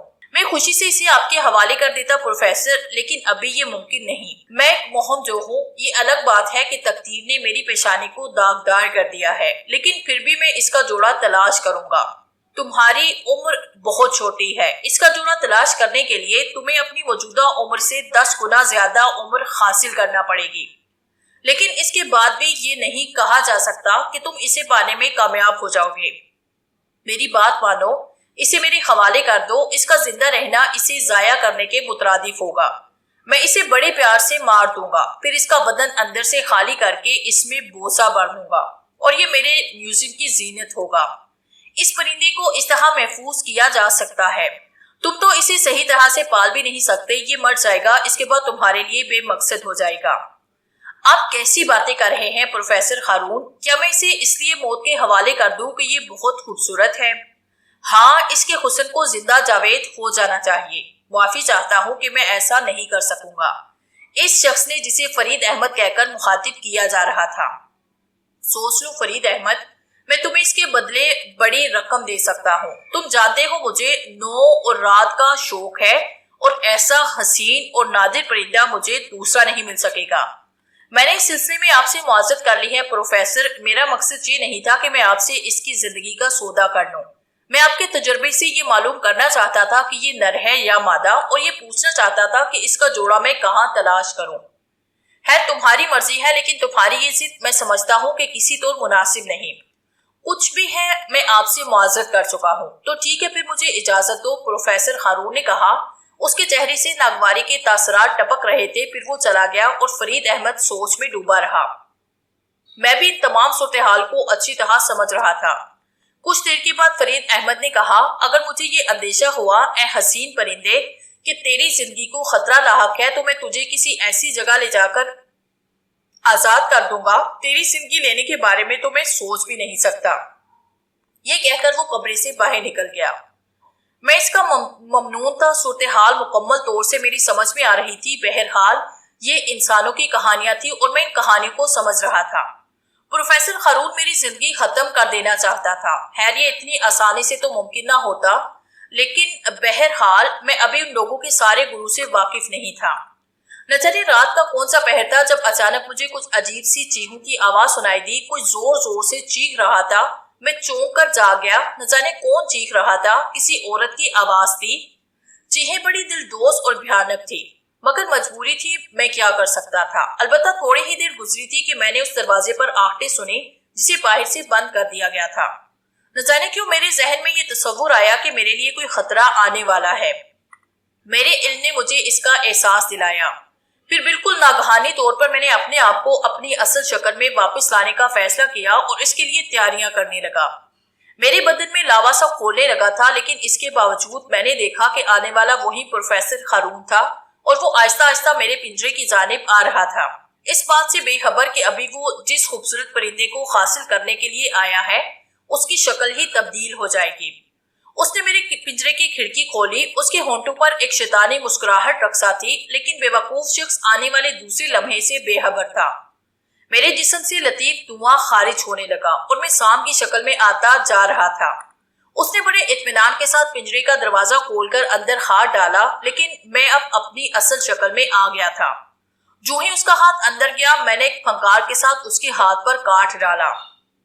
پروفیسر نے پھٹی پھٹی آنکھوں سے مجھے دیکھا۔ اس کا چہرہ بگڑ گیا، حلق سے آواز تک نہ نکل سکی، بس منہ اس کا کھلا تھا جیسے وہ بے آواز چیخ رہا ہو۔ لیکن میں نے کاٹا تھا، کوئی معمولی بات نہیں تھی۔ لمحوں کے اندر اندر اس کا بدن نیلا پڑ گیا اور پھر وہ زمین پر بیٹھ کر پانی پانی ہو گیا۔ میں پنجرے سے باہر نکل آیا اور نیچے اس فرش پر پہنچ گیا تھا جہاں سے آگے بڑھ کر میں دروازے سے باہر نکل سکتا تھا۔ عورت کی چیخوں کی آواز اب بھی آ رہی تھی۔ کمرے کا دروازہ بھی کھلا تھا، چنانچہ مجھے باہر نکلنے میں کوئی دقت نہ ہوئی۔ میں ریگتا ہوا اس آواز کی سمت تلاش کرتا آگے بڑھنے لگا، یہاں تک کہ عمارت کے عقبی حصے میں پہنچ گیا، جہاں ایک اور چھوٹی عمارت تھی۔ مجھے اس کے بارے میں کچھ نہیں معلوم تھا، لیکن عمارت میں ایک سوراخ تلاش کر لینا بھلا میرے لیے کیا مشکل ہو سکتا تھا۔ دروازوں وغیرہ کے بارے میں تو میں زیادہ تفصیلات نہیں جانتا، لیکن سوراخ کے ذریعے اندر داخل ہو کر میں اس بڑے سے وسیع کمرے میں پہنچ گیا جہاں سے چیخوں کی آواز اب بھی آ رہی تھی۔ میں نے دیکھا کہ فرید احمد ایک طرف مغموم سا کھڑا ہے، اس سے کچھ فاصلے پر ایک بہت ہی خوبصورت لڑکی کرسی سے بندھی بیٹھی ہے۔ اس کے بال بکھرے ہوئے تھے، آنکھوں میں وحشت کے نقوش تھے، وہ اس عالم میں بھی بہت خوبصورت نظر آ رہی تھی۔ فرید احمد اسے مغمون نگاہوں سے دیکھ رہا تھا، پھر وہ مدھم لہجے میں بولا، میں تیرے لیے کیا کروں میری بچی، کاش میں اپنی زندگی دے کر بھی تیرے لیے کچھ کر سکتا۔ اور میں نے اس نیک اور شریف انسان کو روتے دیکھا۔ میری سمجھ میں نہیں آ رہا تھا کہ میں کیا کروں، نہ جانے کیوں میرے دل میں اس کے لیے محبت اور ہمدردی کے جذبات پیدا ہو گئے تھے۔ غالباً اس لیے کہ اس نے مجھے پروفیسر ہارون کے ہاتھ فروخت کرنے سے انکار کر دیا تھا۔ پروفیسر ہارون جو میری زندگی ختم کرنے کا خواہش مند تھا، جو مجھے قتل کر کے میرے بدن میں بھس بھر کے مجھے کسی جگہ نمائش کے لیے رکھنے کا ارادہ رکھتا تھا۔ بہرحال یہ تو جذبات ہوتے ہیں، اگر کسی کے ساتھ ہمدردی اور محبت کا سلوک کرتا ہے کوئی تو جواب میں اس کے لیے وہی سب کچھ سوچا جاتا ہے۔ میں فرید احمد کی باتیں سننے لگا۔ وہ کہہ رہا تھا، مگر قصور تیرا ہے نجمہ، قصور تیرا ہے، تو نے اپنے حالات خود خراب کیے۔ کہاں نہیں تلاش کیا میں نے اسے، کاش میں تیرے لیے کچھ کر سکتا میری بچی، تجھے دیکھ کر میرا دل روتا ہے، میں زندگی کی قیمت پر تیرے لیے خوشیاں خرید سکتا تھا، لیکن کیا کروں، زندگی بھی بے قیمت نکلی۔ لڑکی کے انداز میں عجیب سی کیفیت نظر آئی، اس نے اپنا سر سینے پہ جھکایا اور زاروں کی طرح رونے لگی۔ فرید احمد بے قرار ہو کر اس کے پاس پہنچا، اس نے لڑکی کا سر اپنے سینے سے لگایا۔ ہوش میں آ میری بچی، ہوش میں آ، اس سے کچھ نہیں حاصل ہوگا تجھے، ہوش میں آ، تو نہیں جانتی کہ میرا دل کس طرح ٹکڑے ٹکڑے ہو جاتا ہے۔ بڑی عجیب سی کیفیت تھی، نہ جانے کیوں ایک لمحے کے لیے میرا دل چاہا کہ میں اس شخص کی دلجوئی کروں، ایسا کوئی عمل پڑھوں اس کے لیے جو کارآمد ثابت ہو۔ کوئی بات سمجھ میں نہیں آ رہی تھی، لیکن پھر ایک بات سمجھ میں آئی اور میں آہستہ سے اس کمرے سے باہر نکلا۔ یہ بڑی انوکھی سوچ تھی میرے دل میں اور پہلی بار میں نے اس انداز میں سوچا تھا۔ میں نے سوچا کہ جب میں اپنی جون بدل سکتا ہوں تو کیوں نہ میں انسانوں کی شکل اختیار کرنے کی کوشش کروں، ایک انسان بن کر اس شخص سے معلوم کروں کہ یہ کیا قصہ ہے، کیا مسئلہ ہے۔ بات میری سمجھ میں نہیں آ سکی تھی کہ میں کیا کروں، لیکن ہو سکتا ہے انسان بن کر میرے ذہن میں ایسا کوئی خیال آ جائے جس سے کام بن سکے۔ تب میں اس کمرے سے باہر نکل آیا، پھر ایک محفوظ جگہ پر پہنچ کر میں نے ایک بار اپنی جون بدلنے کے لیے کوشش کی، اور اس وقت میری خوشیوں کی انتہا نہ رہی جب میں نے اپنے آپ کو ایک انسانی جسم میں پایا۔ میرے ذہن میں چونکہ کوئی خاص شکل اختیار کرنے کا تصور نہیں تھا، لیکن میرے علم نے مجھے بتایا کہ میں جس طرح کی شکل چاہوں اختیار کر سکتا ہوں، اور یہ کوئی کام مشکل نہیں ہوگا۔ چنانچہ اس وقت تو جو کچھ ہو گیا تھا وہی کافی تھا، بعد میں سب کچھ کر سکتا تھا۔ زیادہ دیر نہیں گزری تھی کہ وہ شخص یعنی فرید احمد اپنے گھر سے باہر نکلا اور پھر ٹہلتا ہوا دوسرے کمرے میں داخل ہو گیا۔ وہ لڑکی اس کے ساتھ نہیں آئی تھی، میں نے اس کا پیچھا کیا اور جب وہ کمرے میں داخل ہوا تو میں بھی اس کے پیچھے پیچھے اس کمرے میں داخل ہو گیا۔ فرید احمد کو شاید میرے قدموں کی چاپ کا احساس ہوا تو اس نے سپاٹ لہجے میں پلٹ کر دیکھا، اس کی آنکھیں خوف سے پھیل گئی۔ دوسری لمحے وہ اپنی جگہ ٹھٹک کر بولا، کون ہو تم، کیا ڈاکو ہو، مجھے لوٹنا چاہتے ہو؟ میں نے ڈاکو کے بارے میں جانتا تھا اور نہ لوٹنے کے بارے میں مجھے کچھ پتا تھا۔ میں نے اسے کہا، میں سب کچھ نہیں جانتا جو تم میرے بارے میں سوچ رہے ہو، تم سے کچھ معلوم کرنا چاہتا ہوں میں، یوں سمجھ لو کہ میں تمہاری مدد کرنے کا خواہش مند ہوں، اور اس سلسلے میں اگر میں تم سے کچھ سوالات کروں تو براہ کرم کسی بات کی فکر کیے بغیر مجھے ان کا جواب دے دینا۔ میں تمہارے لیے بہت نیک اور اچھے جذبات رکھتا ہوں، کیونکہ میں جملہ ادھورا چھوڑ کر خاموش ہو گیا۔ وہ تعجب بھری نگاہوں سے مجھے دیکھ رہا تھا، پھر اس نے کہا، مگر تم اندر کیسے آئے؟ مجھ سے کوئی سوال نہ کرو، ہو سکتا ہے میں تمہیں تمہارے کسی سوال کا کوئی جواب نہ دے سکوں، اس لیے صرف مجھے میرے سوالات کا جواب دو۔ میں پوچھتا ہوں کہ کیا تمہیں چوکیدار نے اندر آنے سے روکا نہیں؟ اے اچھے انسان، جتنے اچھے ہو اپنی اچھائیوں کو ختم کرنے کی کوشش نہ کرو، ورنہ ہو سکتا ہے میرا ذہن تمہاری طرف سے بدزن ہو جائے اور میں وہ نہ کر سکوں جو میں کرنا چاہتا ہوں۔ ابھی تھوڑی دیر پہلے میں نے تمہاری اور تمہاری بیٹی کی باتیں سنی ہیں، وہ چیخ رہی تھی، میرے دل میں تمہارے لیے ہمدردی کا جذبہ جاگا ہے، میں کچھ کرنا چاہتا ہوں، ایسا کچھ جس سے اس لڑکی کا دکھ دور ہو سکے اور تمہارا بھی۔ غالباً وہ میرے الفاظ کو پرکھنے کی کوشش کر رہا تھا، وہ بے شک حیران تھا، لیکن پھر شاید اس نے اپنے دل میں یہ فیصلہ کر لیا کہ مجھ سے تعاون ہی کر لے۔ क्योंकि बज़ाहिर में उसके लिए नुकसान दह नहीं मालूम होता था। कुछ लम्हे वो मेरी शक्ल देखता रहा, फिर बोला, तुम जानते हो कि इंसानी फितरत में तजस्सुस का मादा किस कदर होता है, और वो बहुत बड़े और एसाबी तौर पर बहुत मजबूत लोग होते हैं जो अपने किसी सवाल का जवाब हासिल न करने के बावजूद और एक ऐसी मुश्किल के बावजूद जो उनकी समझ में ना आ सके अपने तजस्सुस पर काबू पा लेते हैं। मैं नहीं जानता तुम कैसे हो और किस तरह यहाँ पहुंच गए हो, लेकिन तुम्हारी आमद मेरे लिए हैरान कुन है। मैंने अक्सर अपनी बच्ची के लिए दुआएं मांगी और अल्लाह से कहा कि अल्लाह रब्बे आलम कोई गैबी मदद ही मुझे फराहम कर, जिससे मैं अपने दिल को सुकून फराहम कर सकूं और अपनी बच्ची को सुकून पहुंचा सकूं। मैं ये सोचकर तुम्हें सारी तफसील बता रहा हूँ कि हो सकता है कि मेरी कोई दुआ ही कबूल हो गई हो और कोई गैबी मदद आ गई हो। इसके बावजूद अगर तुम मुझे कोई नुकसान पहुंचाने की कोशिश करोगे तो मैं इसे भी कबूल कर लूंगा कि ये मेरी तकदीर में है। बैठ जाओ, तुम जो कोई भी हो बैठ जाओ। जब तुम खुद मुझे अपने बारे में कुछ नहीं बता रहे तो मैं तुमसे कुछ पूछने की कोशिश नहीं करूंगा। ठीक है, बैठ जाओ। उसने मुझे एक तरफ बैठने का इशारा किया और मैंने उसकी ख्वाहिश पर अमल किया। मैं इस नरम सी चीज पर बैठ गया और वो मुझसे कुछ फासले पर। उसके चेहरे से थकन के आसार नुमाया थे और मैं ये सोच रहा था कि शायद अब कोई और अनोखी कहानी मेरे इल्म में आने वाली है। इंसानों की अनोखी दास्तानें जो न जाने क्या क्या है। काश अमीना भी इन दास्तानों की शनावर होती, क्या ही मजा आता।